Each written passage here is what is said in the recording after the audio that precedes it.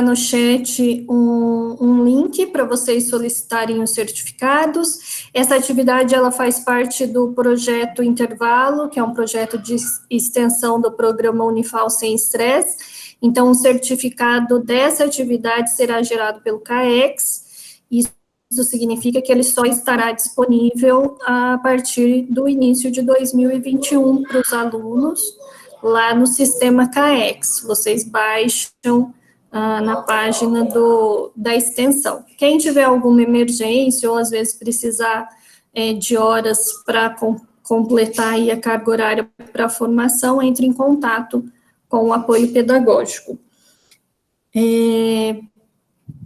Saliento que todas as atividades que a gente fez até agora estão disponíveis no canal do YouTube, do Departamento de Apoio e Acompanhamento. Então, se tiver alguma outra que vocês tenham interesse e não puderam assistir no horário marcado, é só acessar lá. Hoje, quem vai fazer a atividade aqui para a gente é o professor Márcio Vitiello. Ele é doutor em Educação pela Faculdade de Educação da Universidade de São Paulo, mestre, bacharel e licenciado em Geografia pela mesma universidade.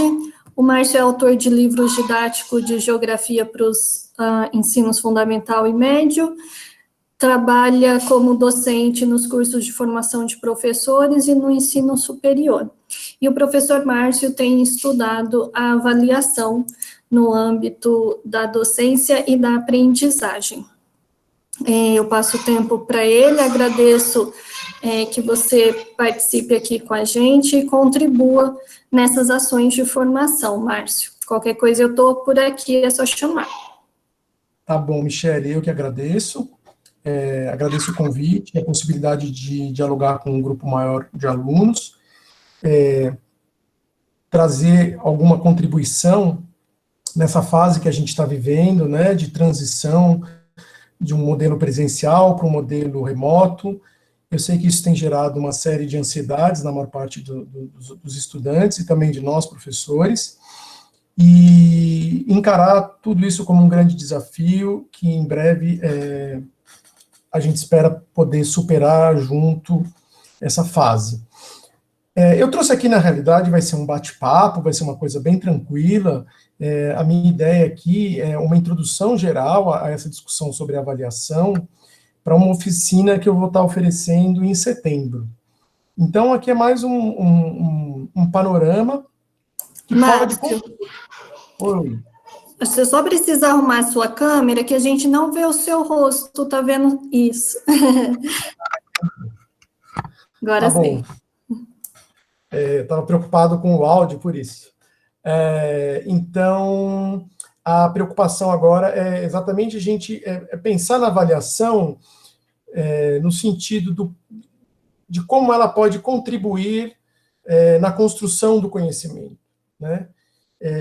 Só que eu vou pedir uma licença, rapidamente, antes de começar a falar sobre avaliação, uma coisa que tem me inquietado bastante nessa fase que nós estamos migrando para o ensino remoto, que é um termo em inglês, mas eu acho que é de compreensão de todos, que é o infoxication, né?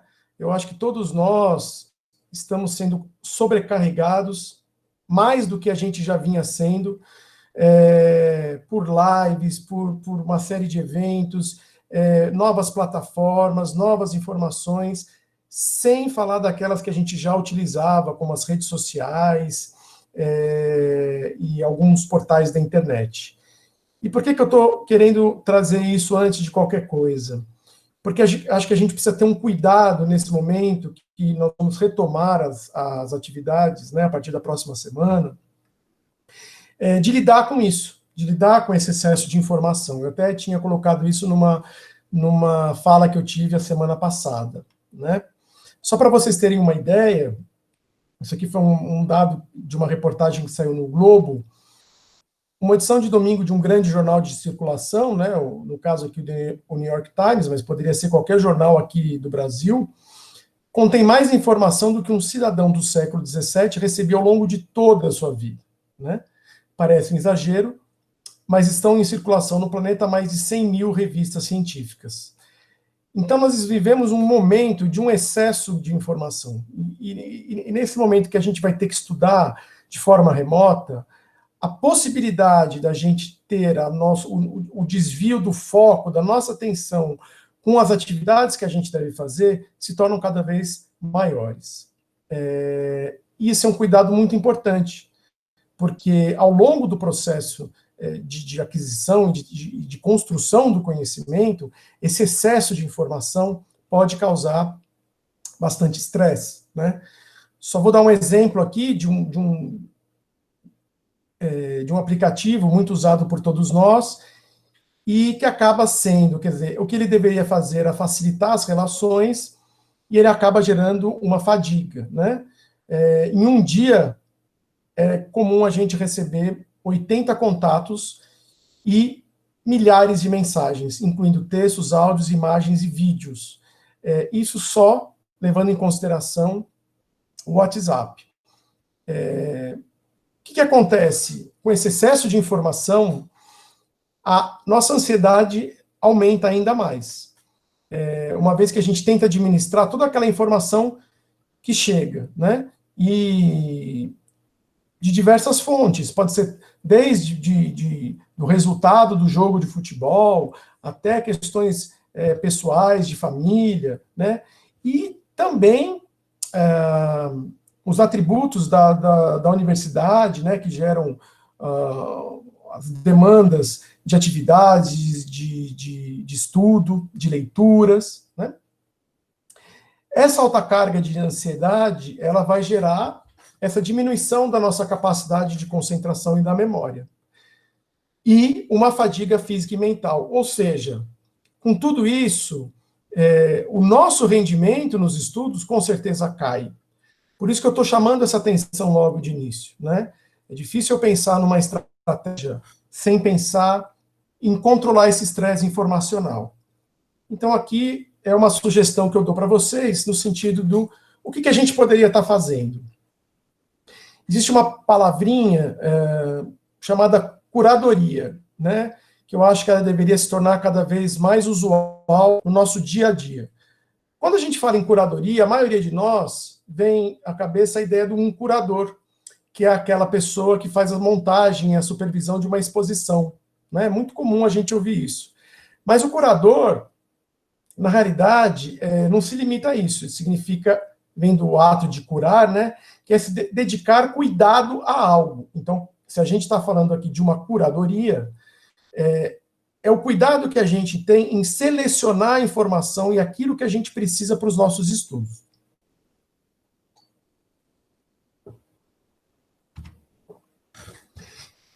Por isso que eu coloco aqui a ideia da curadoria para a aprendizagem, que é buscar, selecionar e filtrar conteúdos relevantes.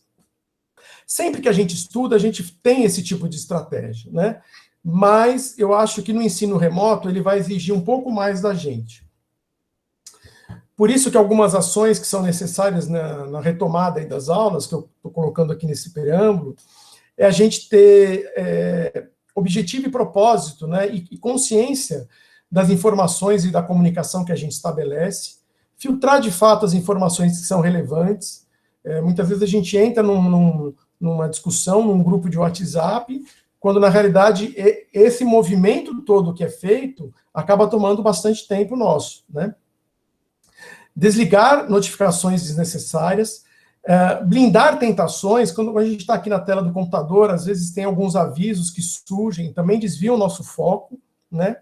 Selecionar os grupos que a gente pretende dar prioridade e não esquecer de incluir atividades para acalmar nossa mente. Passear com o cachorro, cuidar de planta, enfim.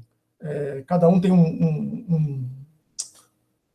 uma série de outras maneiras de poder dar um descanso além dessas atividades. Tem que haver esse equilíbrio, né? Esse equilíbrio é importante.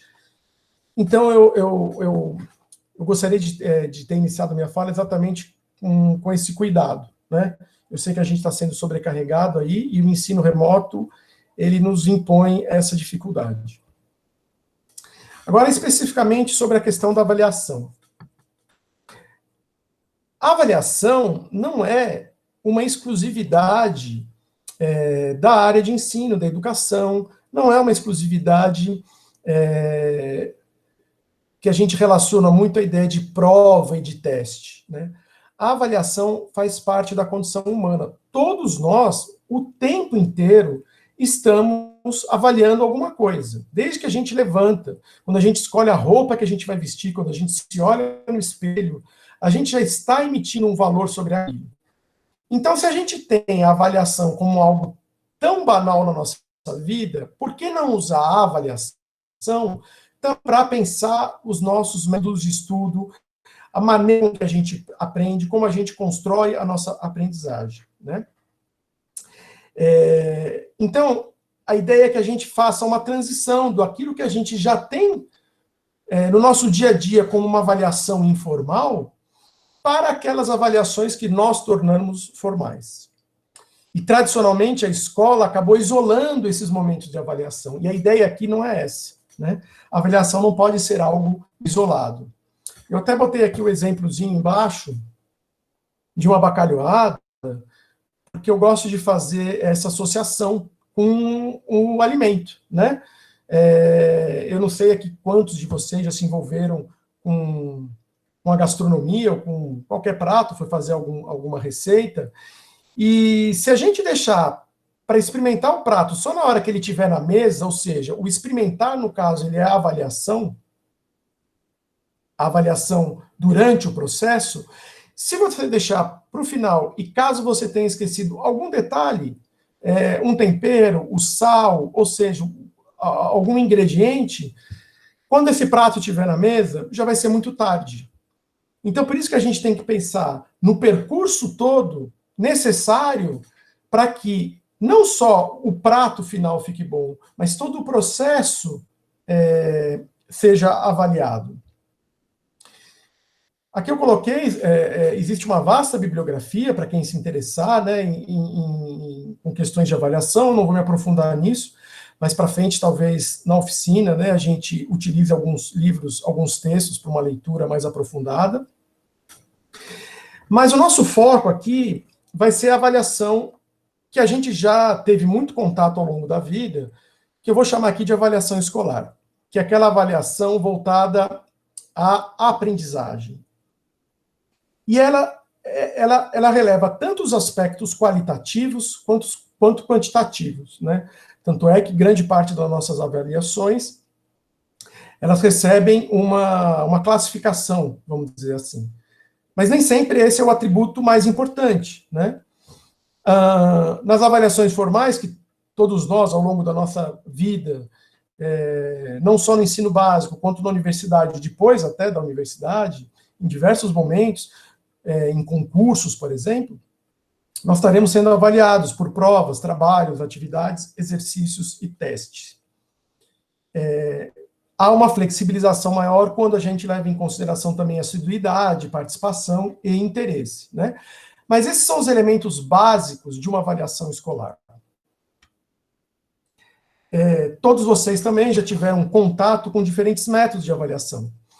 Escrita, oral, pictórica, né, que seriam por meio de desenhos, descritivas, expressivas, analíticas, reflexivas, ou fizeram atividades em grupo, em dupla ou individual, receberam comentários escritos ou avaliação por pares. Raramente a gente ouve, mas é um método bastante recorrente, que é a autoavaliação e apreciações individualizadas. Bom, esse é só um panorama para que a gente tenha aí algumas referências da nossa vivência do ensino básico, né? Mas o que eu quero focar com vocês aqui, dentro dessa ideia de uma educação continuada, de uma avaliação continuada, ou seja, que não se dá num momento isolado apenas no final do curso, a gente poderia dividir em 3 momentos. E isso vale para tudo que a gente for fazer na vida. Uma avaliação diagnóstica é uma avaliação anterior ao momento em que você vai iniciar a construção desse conhecimento. Ou seja, o que eu já sei sobre aquele assunto? Será que eu realmente sei tudo? Ou será que eu realmente não sei nada? Quais são as habilidades e competências que eu já trago os meus conhecimentos prévios. Eles são a base para se construir esse conhecimento. Durante o processo de aprendizagem, a gente tem o que a gente chama da avaliação formativa. É quando eu vou ver se a quantidade de sal é suficiente, se o tempero foi colocado de forma adequada.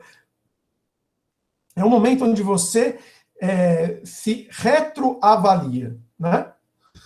E por último, que é a avaliação que a gente está mais acostumada, que é a avaliação somativa, que é o que eu faço ao final.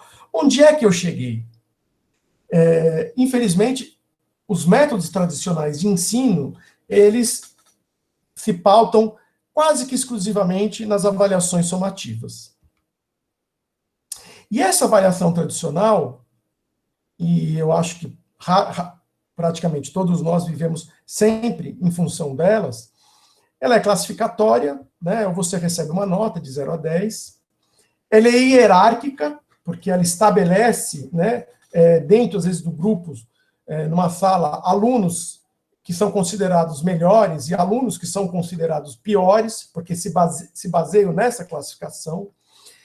Ela é extremamente punitiva, né? Quando a gente recebe uma nota de uma prova, e essa nota, por exemplo, for abaixo do que eu esperava, eu não vou ver essa nota como um momento de reflexão para o que eu devo fazer para melhorar, mesmo porque no ensino tradicional ela vai aparecer lá no final. E eu quase não tenho essa possibilidade de rever, né? Então essa nota ela acaba sendo uma punição, caso ela não atinja a classificação satisfatória. Essas provas finais, na maioria das vezes, medem a nossa memorização. Eu estudo para fazer a prova, né? E eu não estudo para a vida. Ou quantas coisas a gente aprendeu ao longo da vida e que a gente perdeu, porque nós memorizamos apenas e tão somente para ir bem naquela prova. Essas provas também utilizam o medo como uma forma de controle, né? Quem já não sentiu aquele friozinho na barriga num momento de fazer uma prova, né? Aquele medo, porque é uma forma de controle. Ela é excludente, porque dependendo da maneira com que você classifica, você pode estar excluindo, né, eliminando pessoas que não atendem àquela classificação determinada por um professor. Ela é fragmentada, porque ela acontece num momento praticamente isolado. E o erro é visto como uma coisa ruim, é visto como associado ao fracasso, né? Como eu havia dito, ela é bastante comum nas avaliações somativas. Ela é pontual, portanto, ocorre no final do processo, é um balanço somatório e busca classificar e quantificar. A avaliação somativa é ruim? Não. O problema é que a gente só se preocupa com ela. E aí é que está o grande erro quando a gente pensa na avaliação dentro de um processo. E aí eu começo a chamar a atenção de um momento que eu acho extremamente rico e importante, a avaliação diagnóstica, né? Que é aquela que busca o conhecimento prévio, que vem antes do desenvolvimento da aprendizagem, que verifica a presença ou ausência dessas competências e habilidades, que contribui para o seu, né, planejamento e para o estudo. Eu trouxe aqui um exemplo do que eu utilizo em algumas aulas minhas, mas acho que para qualquer área do conhecimento isso é válido, né? Quando eu olho para um mapa do Brasil, em branco,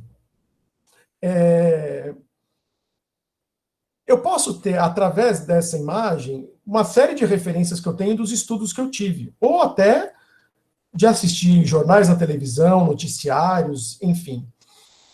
Mas esse mapa ele é carregado de um conteúdo, e esse conteúdo ele pode ser expresso de diversas maneiras.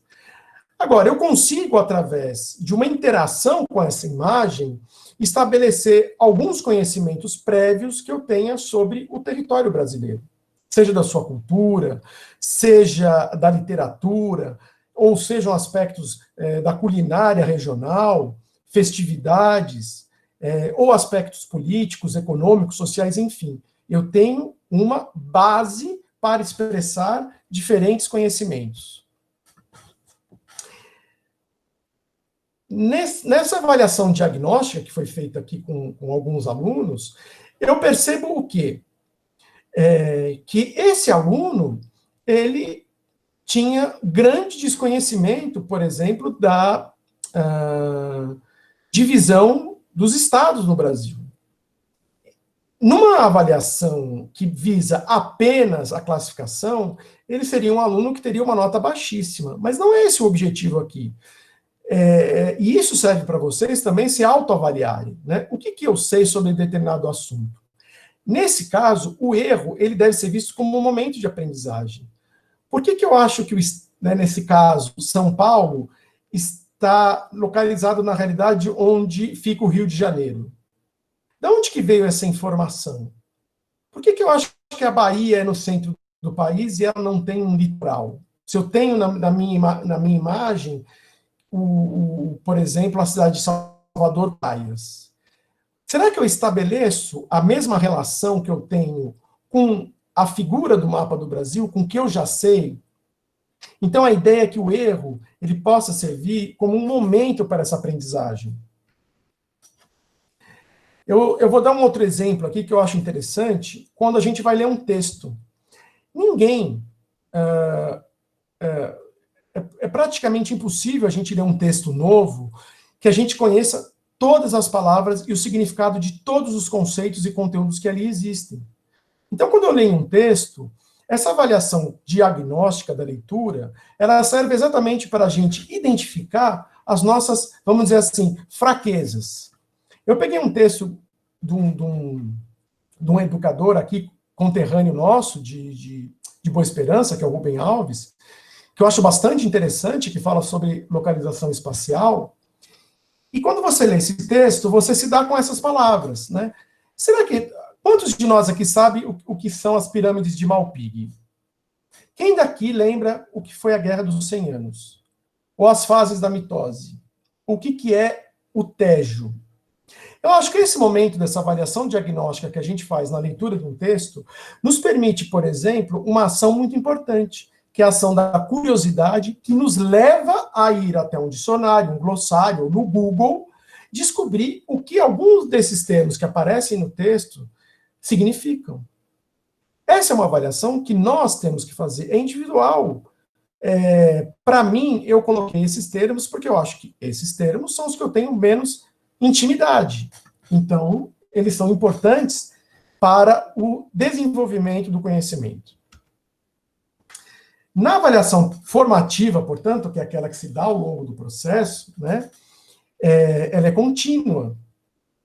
E os dados que a gente levantou, eles servem para aperfeiçoar o nosso conhecimento, né, e promover essa interação, que é necessário entre o professor e o aluno e o próprio conhecimento. Nesse sentido, ele tem uma regulação interativa e proativa, ou seja, eu não uso a nota para desqualificar o aluno. Eu uso como uma forma de inferência para ele perceber onde ele tem que aprender, onde ele deve buscar o aprendizado. Então, por exemplo, se eu não sei o que são as pirâmides de Malpighi, é o momento de eu aprender, e não de ser punido por não saber. Se eu não sei que a Bahia tem uma costa litorânea, é o momento de eu aprender. Então, é onde se dá essa avaliação formativa. Veja que eu resgato aquele mapa, né? E o aluno tem a possibilidade de ampliar o conhecimento dele, não só a partir do que ele foi capaz de consultar ou de estudar, e com as leituras dos textos que foram encaminhados. Isso não assegura que ele aprendeu tudo, mas ele teve um momento de construção desse conhecimento que não foi classificado apenas como uma nota punitiva, né? Eu estou formando esse conhecimento que seja importante para diferentes momentos da minha vida. Dentro desse processo, por exemplo, eu trabalhei uma série de competências e habilidades, como o raciocínio espacial, a localização dos estados, a extensão, a distância entre eles, né? O letramento cartográfico, ou seja, ver um mapa é uma visão vertical, a escala, né? Ele está no papel reduzido milhares de vezes em relação ao que é na realidade, o uso de símbolos e de legenda, e o uso de tecnologias digitais, que hoje é um instrumento extremamente importante na aprendizagem. Um Uma das formas que tem sido bastante usuais, né, dentro desse processo de construção do conhecimento é o uso do mapa conceitual. Porque através do mapa conceitual eu sintetizo todos aqueles conceitos que eu fui desenvolvendo ao longo desse processo. Então, eu saí lá de um mapa do Brasil praticamente sem informação e eu já estou conseguindo transformar todo aquele conhecimento nesse mapa, por exemplo, conceitual de conceitos associados à cartografia. Outro momento muito importante, né, na construção da aprendizagem é a autoavaliação. A autoavaliação não é se dar uma nota, né? A autoavaliação é um processo de autorreflexão, é você com você mesmo. Quando a gente lê um texto e fala, esse texto é muito difícil, eu estou me autoavaliando. Ou esse texto foi muito fácil, eu estou me avaliando. Então, a autoavaliação e a autorreflexão permite que a gente questione os nossos pensamentos e até os nossos hábitos de estudo. Porque eu tenho mais facilidade, às vezes, por exemplo, com interpretação de texto do que com cálculo, né? Isso tem a ver com as nossas habilidades. E, por isso, possibilita uma nova relação com o conhecimento, tá? Eu coloquei aqui como o fato de não existir uma cultura, porque isso dificulta esse processo. E eu pretendo, né, nessa oficina em setembro, aprofundar um pouco isso, dando mais instrumentos, né? Primeira coisa, quando a gente constrói a nossa aprendizagem, né, a construção da aprendizagem, ela exige duas coisas que eu acho fundamentais: iniciativa e curiosidade. A curiosidade é a mola propulsora do conhecimento. A gente aprende muitas vezes sem saber. Por quê? Porque a gente é curioso. Quando a gente é criança, a gente faz 1000 perguntas, né? Com o tempo, a gente vai se intimidando. Mas, na verdade, é ela que propõe, aliás, que permite a propulsão desse conhecimento. Então, como é possível aprender sem querer saber mais? Então, não adianta eu pegar o texto e falar, hoje eu tenho que ler texto, que saco, né? Eu tenho que ter alguma coisa dentro de mim que me leve à curiosidade sobre aquele assunto. Senão eu não estou no curso certo, eu não estou no caminho certo. E é sempre momento para se reavaliar isso. O Paulo Freire, ele tem num livrinho dele, Pedagogia da Autonomia, o que ele coloca aí dessa transposição de uma curiosidade ingênua para uma curiosidade epistemológica, que é exatamente partir daquilo. Por que em julho chove pouco aqui no sul de Minas? É uma curiosidade ingênua que eu tenho. E eu posso, a partir disso, fazer um estudo. Vamos supor que eu queira plantar café ou queira plantar qualquer outra coisa. Todo esse conhecimento ele vai servir para mim. Então, dependendo da área que eu estudo, entender esses processos vai ser fundamental. Mas isso parte de uma iniciativa e de uma curiosidade, que muitas vezes é ingênua, mas que ela é construída. Então, nesse processo de autoavaliação, eu tenho que me perguntar, eu estou curioso em aprender isso? Outra coisa é o pensamento crítico. Quando a gente lidar com uma série de informações, a gente não absorve. Quando você lê um texto, você tem que ter uma capacidade crítica. Nem tudo que a gente lê, a gente é capaz de concordar 100%, né? Ainda mais hoje em dia, como eu falei lá no início, com a ideia da curadoria, é essa, né? Que é você poder construir argumentos sólidos, perceber a relevância dos argumentos, estabelecer a conexão entre as ideias, identificar inconsistências nos raciocínios, que até nós mesmos, os professores, ninguém está livre, né, dessa condição de errar. O erro é humano, né? Então ele está presente na atividade de todos nós. Tratar os problemas de forma consistente e sistemática e refletir principalmente sobre as nossas próprias crenças, porque muitas vezes a gente chega pré-determinado a falar, não, é assim, e eu não tenho a perspectiva crítica de abrir a minha maneira de ver o mundo diante do novo, né? E uma coisa que é muito importante na universidade, que na construção desse conhecimento, que é o espírito científico, né? Eu usei aqui o bacharel também como uma forma de dar uma base pedagógica para essa questão, mas que é bem por aí. A gente parte de um estágio que é a curiosidade, como eu falei lá no começo, mas ela é permeada de um conhecimento vago da opinião. Opinião todos nós temos, mas opinião e argumento são coisas diferentes, né? No segundo estágio, que seria um espírito pré-científico, que é onde eu já começo a fazer uma análise para chegar na fase sincrética, que seria um estágio mais abstrato, né? Onde eu já tenho hipóteses, estabeleço teorias e crítica.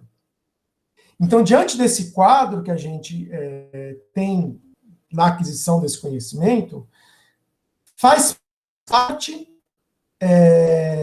incorporar esse espírito científico.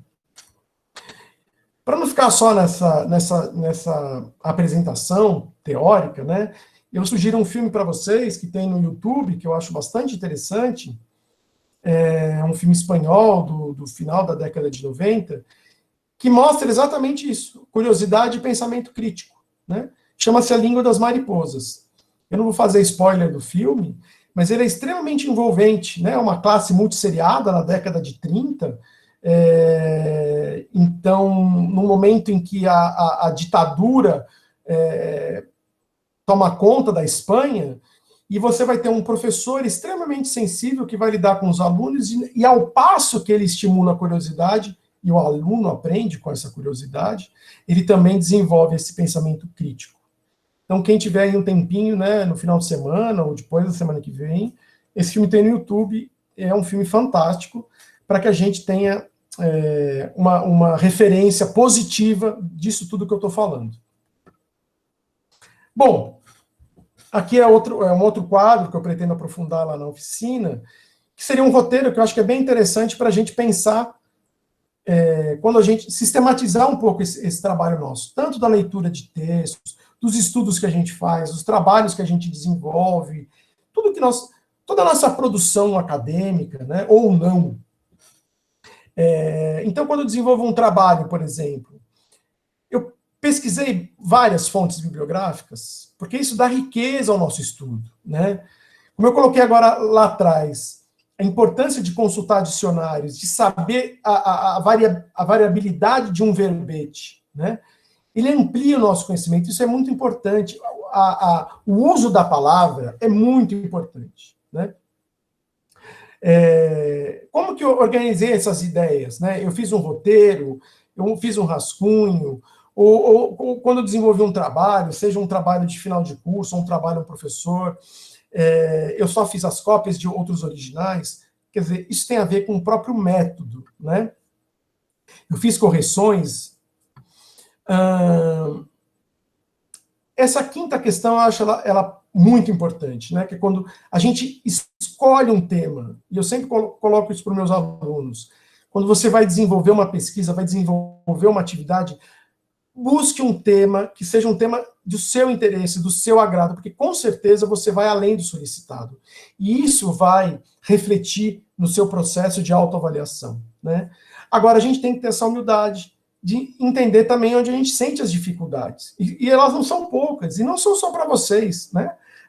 Como eu falei, o erro faz parte da condição humana, a dificuldade também. E eu também posso me valer da ideia de me apropriar melhor de um conceito e também ter sugestões, porque acho que precisa haver o que eu chamo de uma interação dialógica professor-aluno e com o próprio conhecimento, né? E a gente vai estar sempre aprendendo. Então, sintetizando, né, já indo para o final da minha fala, avaliação para a aprendizagem, que é o que a gente tentou focar aqui nessa apresentação, ela é um processo contínuo, então vamos esquecer aquela ideia de avaliação como uma coisa lá no final, não é? Ela é antes, durante, depois e sempre. Nós teremos que ver a partir daí o professor não como um professor carrasco, mas ele tem que estar ali para mediar esse conhecimento. Ela deve ser inclusiva, porque eu vou ter o erro, o acolhimento do erro para que eu possa superar. Se eu errei, é porque em algum momento, seja na educação básica, aquilo passou batido, né? Então, é entender que o erro faz parte. A prova, os testes, são um momento de estudo, por isso que eu chamo isso de regulação proativa, porque ela serve para você melhorar e não para se sentir inferiorizado, né? Com isso, eu construo o conhecimento. Essa avaliação, ela serve de instrumento de auxílio. Como eu falei agora há pouco, ele é um ensino dialógico, né? Que tem um momento de ação, a reflexão sobre aquilo e, novamente, a ação. Favorece a contínua progressão desse conhecimento, né? E vocês são autores da sua aprendizagem, porque vocês vão avaliar isso no processo de autoavaliação. Por isso que eu chamo a atenção de que as avaliações diagnóstica e formativa, elas são muito importantes para atingir isso, né? Eu coloco esse exemplo, é uma manchete de um jornal de 2005, quando ocorreu aquele tsunami na Indonésia, nas Filipinas, na Tailândia, e demonstra claramente essa ideia que nós precisamos ter da percepção da aquisição do conhecimento, né? Essa menina, quer dizer, ela teve contato nas aulas dela com um tema que era bastante longe da realidade dela. O que é a tsunami para quem mora na Inglaterra ou para quem mora no Brasil? De alguma maneira, ela teve curiosidade sobre o assunto, achou aquilo muito interessante, estudou para além do que precisaria. E num momento assim de sorte, vamos dizer, no caso, porque ela conseguiu salvar a família dela, ela estava na praia, uma criança de 10 anos, e ela viu o mar recuando. Aquilo deu um estalo nela do que ela aprendeu durante as suas aulas de geografia. Então, o que é significativo para nós? É isso que a gente tem que se perguntar, né? Se aquilo é significativo para nós, ele pode até mesmo ser útil no nosso dia a dia.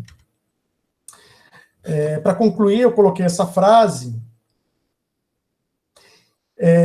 que é uma síntese de tudo, né? O papel da avaliação, portanto, não é mensurar o sucesso ou o fracasso do educando, mas sim auxiliá-lo no desenvolvimento do seu processo de aprendizagem.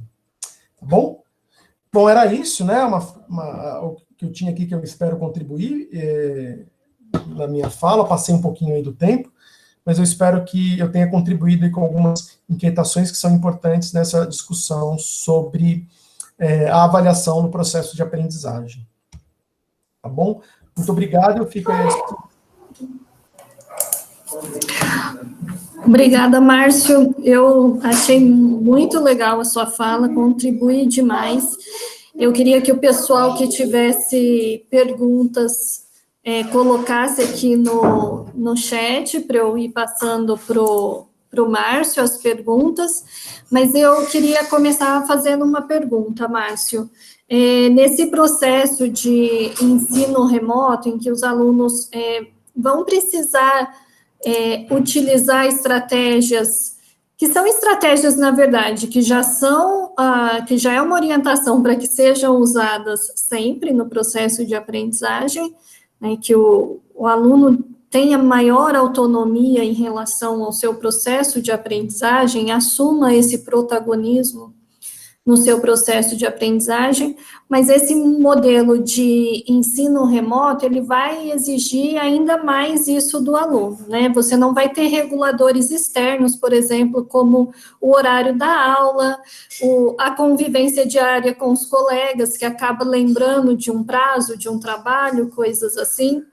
Eu gostaria que você falasse um pouco, com base no que você tem estudado a respeito de autoavaliação, algumas orientações, talvez instrumentos ou ferramentas para ajudar os alunos nesse processo, porque um outro problema que a gente tem é que esse processo de autorreflexão, de autoavaliação, ele não faz parte do dia a dia dos alunos, né? A gente percebe muito isso quando acompanha os alunos ou faz atendimento individuais. A avaliação, ela fica para o professor, ela fica para outra pessoa fazer. Alguém te diz se você aprendeu ou se você não aprendeu, se a estratégia que você usou é adequada ou não. Então, eu queria que você falasse um pouquinho aí para esse período de ensino remoto emergencial, o que você orientaria com relação à autoavaliação, autorreflexão. Pessoal, deixa a câmera e o microfone fechado, por favor. Quem for fazer perguntas, aí abre quando for fazer. Bom, Michele, claro que eu não vou conseguir responder a tua questão assim tão rapidamente, né? A questão como você colocou, das ferramentas. Por isso que a gente vai estar oferecendo em setembro uma oficina, exatamente para aprofundar um pouco essas estratégias, né? Uma pergunta que me foi feita outro dia era, e você comentou agora, sobre essa questão da regulação. E tinha a ver com a ideia de que se os alunos teriam maturidade para lidar com essa questão da autoavaliação, uma vez que a gente não tem essa cultura. Na realidade, é o que eu falo, a gente tem que se deslocar um pouco da escola, da universidade, porque, assim, na informalidade, a gente faz autoavaliação o tempo inteiro, né? Assim, a gente avalia comportamentos, a gente julga o tempo inteiro a maneira com que a gente se veste, a comida que a gente come, os lugares que a gente frequenta, as pessoas com que a gente anda. Então, existe isso dentro de nós, né?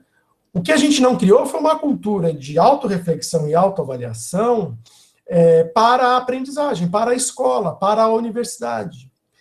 Então, essa maturidade tem a ver também com o fato de que nós estamos associando a avaliação a uma forma de regulação. Então, é muito difícil, porque, às vezes, por exemplo, nós mesmos, né? Quando a gente faz uma prova, existe a expectativa da nota, existe a expectativa de uma classificação. Então, a gente perde um pouco essa ideia da qualidade sobre o quantitativo, sobre o classificatório. E o que seria essa qualidade?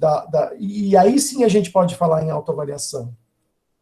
Porque nem sempre, às vezes, a nota que um professor dá, ela pode não representar aquilo, você até pode achar que é injusto, né? Mas o que é essa qualidade da própria autoavaliação e da autorreflexão? É você reconhecer, em primeiro lugar, quando eu falo de avaliação diagnóstica, as suas próprias dificuldades, né? Se eu tenho muita dificuldade, quem é da área de exatas, com determinados cálculos, ou quem é da área de humanas ou de letras, com interpretação de texto, de onde que vem isso? Né? Eu acho que a primeira ferramenta nossa de autoavaliação é perceber se nós estamos aptos, né, naquele momento, a lidar com os desafios que estão sendo colocados para nós. E por que isso é importante? Porque talvez até as formas de regulação das avaliações a partir do ensino remoto sejam outras, né? A gente vai ser exigido mais para fazer trabalhos, para a gente fazer vídeos, enfim, do que a prova escrita, como era tradicionalmente. Então, a gente tem essa possibilidade de um mecanismo de alteração que vai deixar de ser aquele de regulação e passa a ser de autorregulação. Então, por isso que, desde já, eu tenho chamado a atenção sobre essas diferentes maneiras da gente poder, nós mesmos, fazermos essa avaliação diagnóstica das nossas capacidades individuais de lidar com aquele conhecimento e formativa, ou seja, durante o processo, entender para onde eu estou indo. E, ao final, claro, a gente vai estar sempre tendo esse retorno das avaliações somativas. Eu acho que é um conjunto, né? Então, por isso que eu acho que é difícil eu dizer assim, que ferramentas eu utilizaria. Eu acho que, na realidade, é uma percepção da nossa própria maturidade de olhar como é que a gente aprende. Né? Eu acho que isso que é importante, a gente criar essa maturidade de se autoavaliar, né? Como a gente se avalia em outras situações. É por isso que eu falo que a gente tem que banalizar a avaliação. Banal no sentido de que rotineira, cotidiana, né? É isso que eu penso, viu, Michele? Ótimo, Márcio. Seria uma avaliação consciente, né? Às vezes a gente faz isso sem ter essa intencionalidade. Talvez que os alunos se... Só reforço a ideia dessa oficina, para quem tiver interesse, para a gente sair um pouquinho, né, dessa... Porque, assim, um dos métodos mais tradicionais de estudo na universidade, qual que é? A leitura de texto, né? Como é que eu posso... Porque, assim, você muitas vezes fala, você lê o texto porque vai ter a prova, ou lê o texto porque... Mas será que quando eu coloquei aquela questão da curiosidade, será que eu tenho interesse naquela leitura? Se eu não tenho, por que eu não tenho? Né? Porque se a gente ficar apenas preso à ideia de que nós estamos na universidade porque eu quero um diploma, né, é uma questão muito diferente daquela que a gente se responsabiliza, né, que nem você falou, da consciência que a gente tem. Então, se a gente tem consciência que aquilo é importante para nós, né, essa já por si só, essa é a avaliação mais importante que a gente faz. Né? Qual a importância daquele estudo? Isso. A gente conversa muito com os estudantes nas oficinas sobre o automonitoramento, que na verdade é um termo também para autoavaliação, né? Mas que o automonitoramento seria isso que acontece no processo de execução daquilo que você planejou, depois que você tem clareza de quais são os seus objetivos, e aí os objetivos têm uma importância central em te motivar e dirigir os seus esforços, e o automonitoramento, a gente reforça a importância também do aluno prestar atenção no que ele pensa, no que ele sente quando ele tem que sentar para estudar, ou ele tem que se planejar, ou ele tem que ir para uma aula, porque esses são elementos para ele se autoavaliar, para ele dizer o que está me impedindo de aprender isso, ou o que está me impedindo de sentar para estudar, mesmo eu tendo feito um planejamento bacana, tendo considerado os tempos que eu tenho disponíveis, porque que na hora de fazer isso eu não consigo. Essa percepção consciente do que está impactando a minha aprendizagem.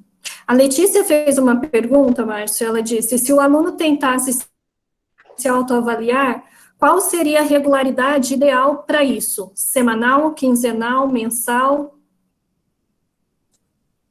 Como eu falei, quando você acorda de manhã e se olha no espelho, né, é diário, não é? Quando você vai se vestir, você vai se trocar, falar que camisa eu vou botar para eu aparecer, né, ir na escola, qual é a calça, né? Eu acho que essa regulação, eu acho que ela tem que... eu estou aqui, no caso, né, como você falou, eu escrevo livro didático, estou escrevendo, né? Eu terminei de escrever um parágrafo, eu já releio, eu já estou avaliando, né? Será que essa pontuação está certa? Será que esse conceito está bem aplicado, né? Eu estou o tempo inteiro me avaliando, e olha que depois essa avaliação ela vai passar por revisores, por críticos, tem até uma avaliação bastante formal, né, no caso dos livros didáticos, que é o próprio PNLD. Então, o processo ele é bastante longo, mas o primeiro, quem faz a primeira checagem, vamos dizer assim, somos nós. Eu achei interessante que você colocou da questão dos objetivos, né, porque elas permeiam exatamente aquilo que eu falei no início. Qual o meu interesse naquilo? Porque o objetivo ele tem a ver com isso. Quer dizer, quando a gente fala qual é o objetivo da minha pesquisa, qual é o objetivo de eu estar fazendo esse curso, né? Porque é isso que nos leva, ou que nos motiva a aprendizagem. Então, se eu defino esse objetivo muito claramente, né, eu vou poder saber lá no final, eu atingi ou eu não atingi. Todos nós já vivenciamos isso na vida, né? O volume, por isso que eu coloquei no início lá aquela coisa do infoxication, porque o volume de informações que a gente tem na universidade, só estou falando da universidade, dos cursos, dos textos que a gente tem que ler, das demandas que são criadas por esse ensino remoto, eles me parecem que eles são ainda maiores, né? Uma primeira autoavaliação que a gente se faz, até para controlar a ansiedade, é assim, o que eu consigo dar conta? Eu consigo dar conta de todos esses cursos? Não, vamos tirar um, vamos tirar dois, né?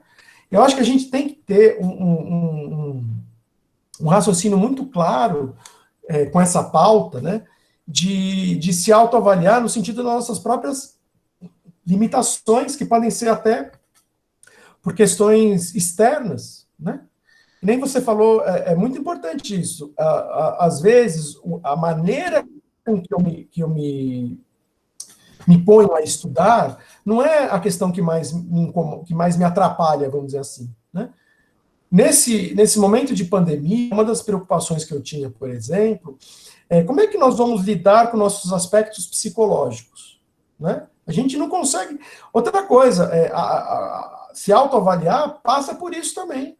Não é só uma regulação do próprio conhecimento, é uma regulação das condições que eu tenho para a aprendizagem, né? Será que eu estou num momento propício para isso? O quanto que o que está acontecendo me afeta, né?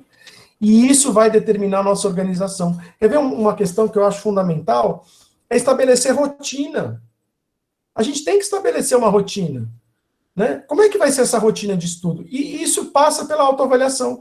Por quê? Porque eu posso... Tem pessoas... Eu lembro de uma fase da minha vida, por exemplo, que quando todo mundo ia dormir, eu ia estudar, né? Eu estava na fase final do curso e eu preferia estudar da meia-noite às 5 da manhã, porque estava um silêncio e era a minha rotina, né? Não estou dizendo que isso se aplica a todo mundo, mas a gente tem que estabelecer rotinas. Qual que é a melhor rotina para mim? Como que eu posso organizar o meu tempo, organizar as minhas coisas, organizar o meu estudo? Isso é autoavaliação, isso é uma autorreflexão, né? Eu fui perguntado no outro dia que eu falei sobre alguns métodos, né, para estudar. Isso é muito particular. Não existe receita de bolo, né? Tem gente que gosta de acordar muito cedo, tem gente que gosta de acordar um pouco mais tarde. Agora, a gente tem que entender, dentro de todos esses processos que nós desenvolvemos, qual aquele que melhor se adequa, né? Por isso que eu falo, vamos banalizar a avaliação, né? Eu acho que a questão não é se ela é semanal ou mensal. Ela se dá o tempo inteiro, né? Então, desde quando a gente escreve um e-mail, que a gente relê o texto para ver se está tudo certinho, até os processos que a gente desenvolve numa leitura de texto e por aí vai, né? É isso, é uma coisa meio ampla, mas é que eu fico com medo, às vezes, de ficar com umas respostas muito fechadas, né? E eu acho que cada um vai encontrar o seu caminho, né? Mas é por aí. Sim, já deixo você falar, Paulinha.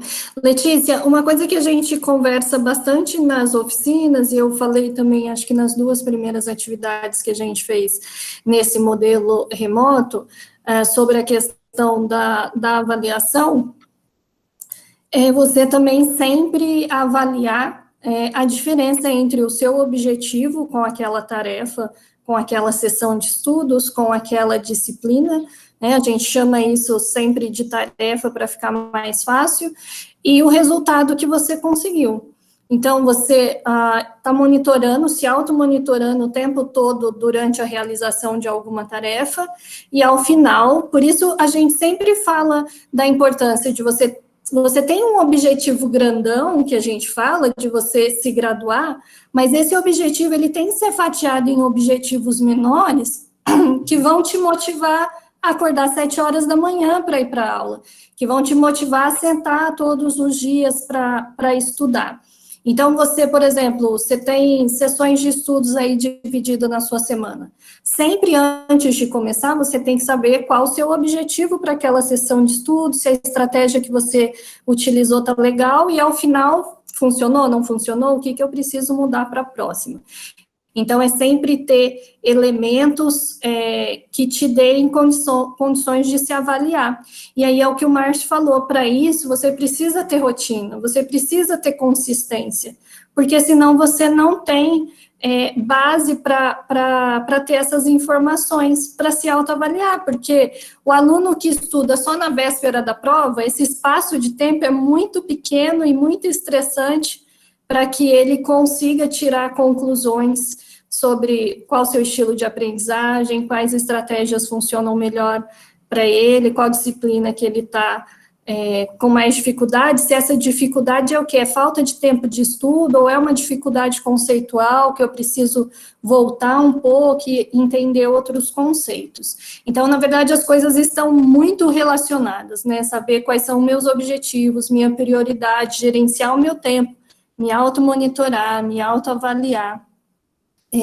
A gente usa um acrônimo, Márcio, que chama CRAVA para os objetivos, que é concreto, realista e avaliável, que é sempre definir objetivos pensando nisso. Tem uma aluna do Cefet Minas Gerais usa uma expressão que eu acho genial, abandonar as expectativas hollywoodianas. E a gente vê muito isso com os alunos. Às vezes eles não estão estudando nem 30 minutos por dia, além das aulas, mas quando vão estabelecer uma rotina, colocam que eles vão estudar 5 horas por dia. Então, isso é uma expectativa hollywoodiana, não é realista, e a chance de frustração é alta. E aí, quando eu me frustro, a minha motivação vai lá embaixo. Então, sempre pensar em objetivos concretos, realistas e avaliáveis. E o que é um objetivo avaliável? É um objetivo que é claro, eu não posso dizer, eu vou estudar cálculo esse mês inteiro. Esse é um objetivo que não é concreto, né? Você não disse quais capítulos, quais conceitos que você tem dificuldade, que horário que vai ser isso, qual prazo que você vai ter, como que você vai avaliar a sua aprendizagem. Então, sempre pensem desse ponto de vista. A professora Paula, da Letras, pediu para falar. Pode falar, Paulinha. Oi, gente, boa noite. Márcio, obrigada pela... Eu já tinha visto você no Doc e agora essa palestra aqui também, né, sempre muito elucidativa. Eu fico pensando no seguinte, eu dou aula de língua estrangeira, né, e eu faço avaliação diagnóstica em muitas disciplinas, não todas, mas muitas disciplinas. E eu acho importante os alunos verem como que eles têm que pensar. Então, assim, por exemplo, na língua CAL, eu uso um modelo para eles fazerem essa autoavaliação. Então, eu seleciono, dependendo do objetivo daquela disciplina, algumas dimensões para serem avaliadas. E aí, claro, é um super trabalho, porque eu tenho que chamar aluno por aluno, né? Depois, dar um feedback e fazer os combinados. Olha, o objetivo dessa disciplina é assim. Então, a sua autoavaliação, o que você vai ter que refletir é isso, nas suas falhas, tal. Que eu vou tentando contar e mostrando para ele.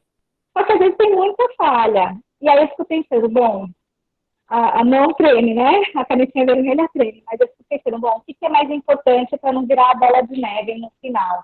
Para ele acompanhar a disciplina. É isso. Ó. Então, o nosso combinado é esse aqui. Você, na próxima prova oral, não pode errar tal coisa. Né? Tem que se policiar para usar isso aqui corretamente. Então, o que eu queria dizer é isso. Nem sempre os professores mostram o que os alunos têm que refletir para aquela disciplina. Né? Os meus modelos de avaliação diagnóstica, eles mudam de acordo com os objetivos da disciplina. Eu dou feedback, porque às vezes só entregar o papelzinho, eles não vão conseguir fazer essa análise sozinhos, né? Mas depois também eu fico com aquele receio, né? Um aluno super bom, se eu falar, nosso combinado é esse, e um aluno super ruim entre aspas, um aluno que não está, que está com diversas falhas, né? Que talvez no final me dê problema, né? Eu fico pensando, será que eu não teria que cobrar mais? Porque eu estou cobrando tanto do aluno que estou vendo já desde o início da disciplina, que já tem a capacidade, né, de passar por isso, que tem maiores problemas. Aí eu fico, sabe, tentando pensar se eu não estou fazendo essa avaliação diagnóstica também um pouco de eu sempre fico nessa dúvida, assim, de pesos e medidas, sabe? De falar, olha, o aluno que tem mais dificuldade, eu vou cobrar ao mesmo tempo que o aluno que tem menos dificuldade. Eu sempre fico nessa, sabe, me perco às vezes um pouco, né? Mas eu queria, assim, enfatizar isso, que eu acho que a gente tem que mostrar como eles têm que pensar para cada disciplina, e só falar assim, faça uma reflexão. O aluno vai pensar, leitura é suficiente. Acho que esse é o mais óbvio que eles pensam, né?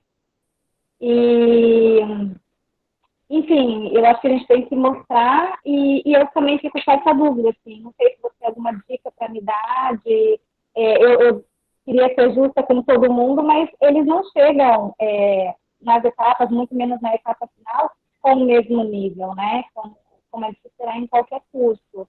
E aí eu nunca sei se eu estou sendo justa ou injusta, ou se eu estou, às vezes, usando a avaliação diagnóstica para fazer um pouco de avaliação formativa junto, entendeu? Não sei se estou clara a minha dúvida.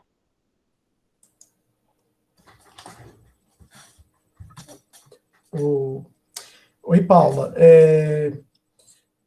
Legal essas suas colocações, acho importante, como eu falei aqui agora há pouco, não existe uma receita de bolo, né? Acho que a gente tem que se aprimorar e encontrar os caminhos, né? Cada um de nós vai encontrar um caminho para lidar com isso. E acho que uma questão que eu coloquei lá no Prodoc, que eu acho que é fundamental, existe uma heterogeneidade muito grande, né? A gente está lidando com pessoas com objetivos diferentes, com formações diferentes. A gente sabe, muitas vezes a gente recebe na universidade um reflexo das mazelas do ensino básico no Brasil, né?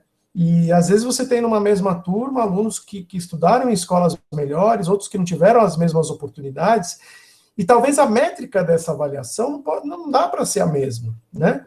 Até porque a gente tem que ver quais são os objetivos desses alunos. Quando eu coloquei, não sei se foi lá que eu coloquei, que eu tinha uma aluna que estava se formando e que ainda achava que a Guerra Fria tinha sido a guerra que aconteceu no inverno muito rigoroso, a gente fica assustado, porque você fala assim, poxa, mas ela chegou no final do curso ainda achando, e ela ia se tornar professora daqui a alguns meses, que a Guerra Fria era uma guerra de um inverno muito rigoroso. É preocupante isso, né? Agora, por outro lado, quais são os objetivos dessa menina, né? Muitas vezes tem essa coisa da ascensão, da inserção social. Como que eu posso lidar com isso? Como que a gente pode rever, né? É claro que a gente vai criar diferentes meios, né, de trabalhar, como você falou, é uma coisa às vezes individualizada. É impossível você, com uma turma muito grande, né, ter esse controle total. Então, eu acho que, por isso que é muito importante essa dialogicidade que eu falei, né? Quando você tem essa cumplicidade com o aluno, você vai conseguir lidar com cada situação de uma maneira única, porque somos indivíduos, né? Agora é muito difícil, né? Isso vai variar de curso para curso, de disciplina para disciplina.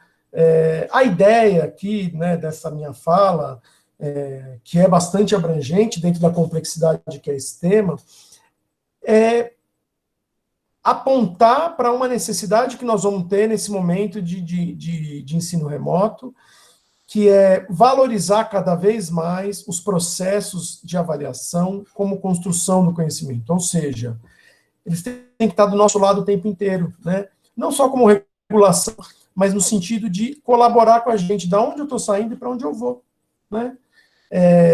E eu sei que é bastante desafiador para todos nós. Eu acho que, a partir da semana que vem, quando a gente retomar as aulas, lidar com essas novas realidades vão ser desafiadoras, né? Porque o processo, não só de avaliação, mas todo ele, né?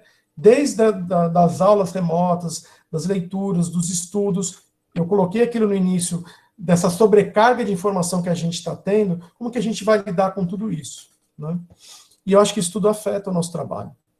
Então, a minha ideia aqui era mais trazer esse componente no sentido de que todos possam pensar nisso, né? Como você falou agora há pouco na ideia da organização, quer dizer, não pensar que a gente tem que estabelecer aquela rotina que a gente já se habituou, de deixar tudo para a última hora, para estudar meia hora antes da prova e tirar uma nota boa, né? Eu acho que essa é uma coisa que, na minha cabeça, sempre foi ultrapassada, e agora mais do que nunca. E isso passa por uma mudança dos professores, com certeza, mas também dos alunos, né? E é muito difícil, porque a gente foi educado assim, a gente até, a nossa rotina é essa, né? A gente quer ter uma prova, a gente quer ter uma nota, a gente quer ter referências, né? E como é que lidar com esse novo, né? Esse novo normal? E eu acho que isso, na verdade, não é nada novo, mas que, nesse momento, ele se fortalece, porque a gente precisa buscar meios para lidar com esse desafio. E eu acho que, do ponto de vista pedagógico, pelo menos, pelo que eu já trabalhei em relação a isso, eu acho que esse é um caminho interessante, né? Mas é desafiador, não é uma receita de bolo que a gente vai, um modo só, dar conta, né? E pensar também na questão da inclusão, né? Os alunos que terem mais dificuldades, como é que a gente pode estar incluindo eles dentro desse processo? A educação ela tem que ser inclusiva para todos, né? Mais alguma questão, Michele? Não, Márcio, não foi colocada mais nenhuma questão aqui no chat. Eu queria agradecer novamente pela sua disponibilidade, por ter conversado com a gente sobre avaliação, que é um tema importante, mas que assusta a gente ainda, tanto docentes, os profissionais, quanto os alunos. E eu acho a sua expressão muito legal, banalizar a avaliação é necessário. Assim que tiver disponível já a proposição da sua oficina, passa para a gente que a gente divulga para todos os alunos. E, pessoal, eu fico disponível lá no apoio pedagógico, se alguém tiver alguma dúvida, quiser conversar sobre algum tema, o formulário de apoio pedagógico está na página da praça, para quem quiser solicitar. Márcio, quer falar mais alguma coisa? Não, só agradecer mesmo a oportunidade. Eu espero em breve poder conhecê-la pessoalmente, né? Assim como todos, a gente poder voltar, torcer para uma vacina, que eu acho que esse é o melhor caminho, né? Para se proteger vai ter que ser a vacina mesmo, e a gente poder voltar a se ver, se falar, se abraçar, né? Esse momento passar. Mas o que a gente tem para hoje é isso, então vamos fazer uso, né, desses recursos tecnológicos.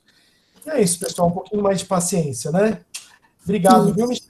Espero a gente se encontrar em breve. Eu que agradeço. Boa noite, pessoal. Bom descanso. Boa noite.